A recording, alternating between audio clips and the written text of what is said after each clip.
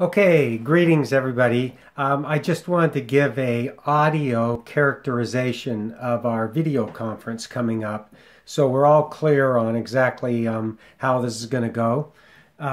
So what I'm proposing is that we essentially divide this up into two sections. That we'll have the first part, which is the first 30 minutes, in which students will have a chance to introduce themselves, say a little bit about themselves, the river that they're studying, and about their university. And then we'll go into a Q&A section. So just going over this agenda step by step, the first thing is preparation. So it'll be really important for all of us to meet with our students ahead of time so they can get a sense of how this is going to go and actually practice and figure out what they're going to say. So that'll be important. And then the second thing is being able to have them come up with two questions that they want to pose to another country. So you might have one question for each country, for example, so we aren't having both countries have to answer all the questions. I think it'll have it go a little snappier. So get those questions from your students, agree on two from your university, and share them with the rest of us. So we have them in writing ahead of time. You'll still ask the question, you'll still have a student pose it to the country, to the other country, but we'll have it with us in case we don't understand it or can't hear it clearly.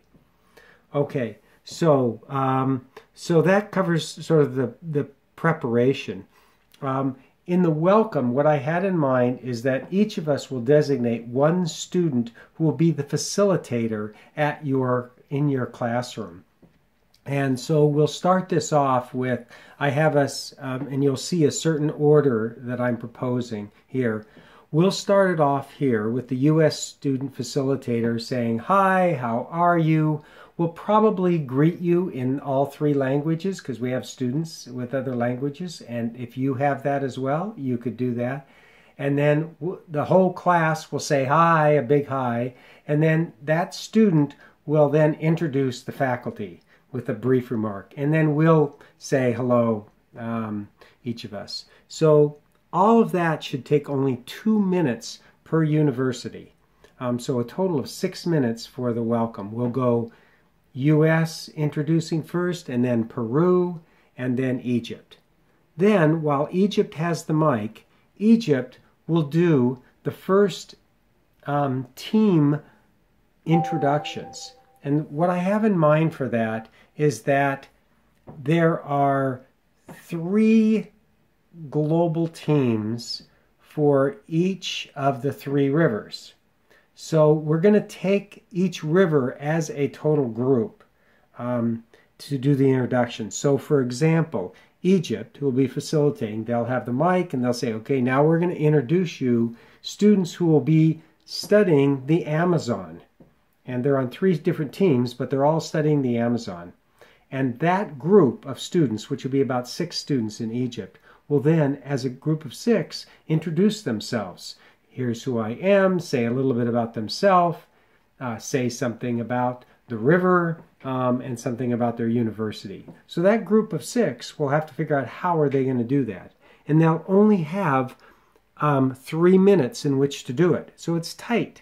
So they'll need to practice and figure out what's essential here.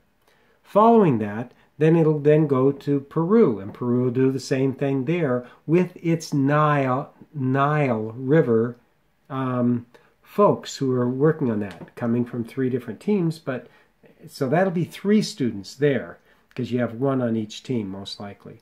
And then from there it goes to UW Bothell will go second according to this, and then Peru,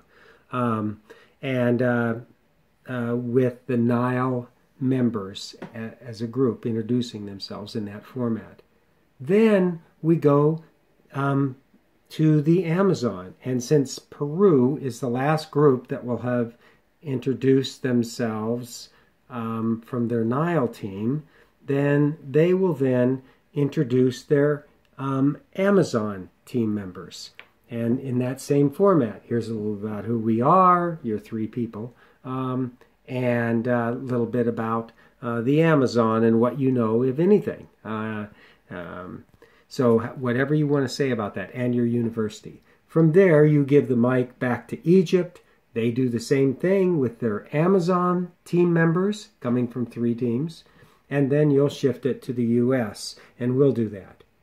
While the mic then is in our hands, we then will go and talk about the Columbia. We'll have our Columbia River team members, which will be about 2, 4, 6, probably 6 also.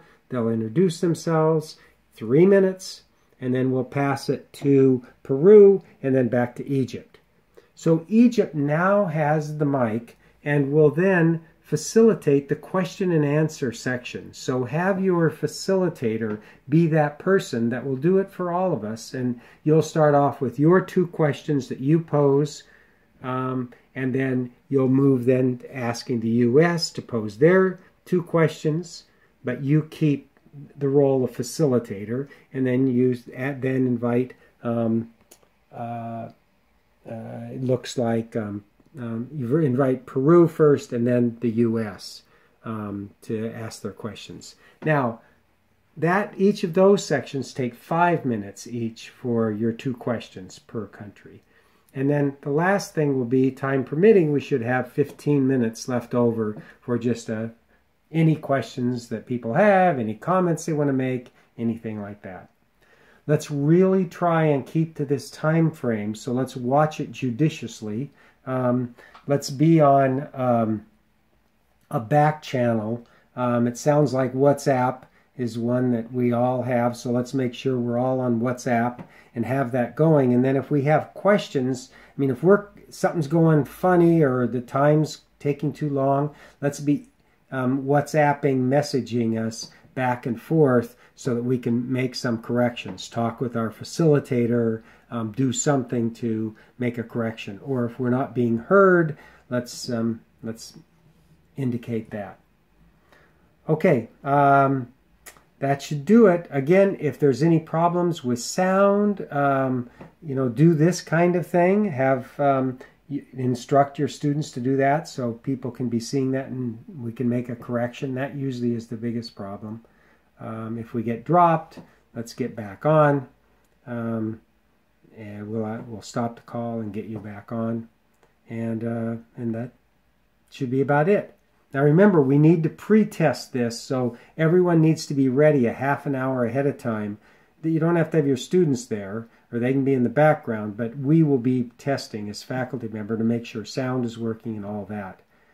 Now, Antonio, you haven't had as much experience probably as we have and Egypt has in doing these video conferences, but the sound can sometimes be troublesome if people are not up near wherever your mic source is. If you're using a computer and you're using the microphone from that computer, then people need to be right up at that computer screen. And so you need to be thinking about how that is going to occur. You'll just have to have people be near it. So think about how that gets set up so that they can both be facing the camera, looking at the camera, and be close enough to the mic when people are speaking. For us, that means each of the teams, when they're ready to talk, they will move into a place that's closer to the camera, which is where our mic is, and look into that camera. And behind that camera, there is the big screen where we have it projected up off of our camera, and they can see people on the other side. Okay, that's about it. Good luck, gang.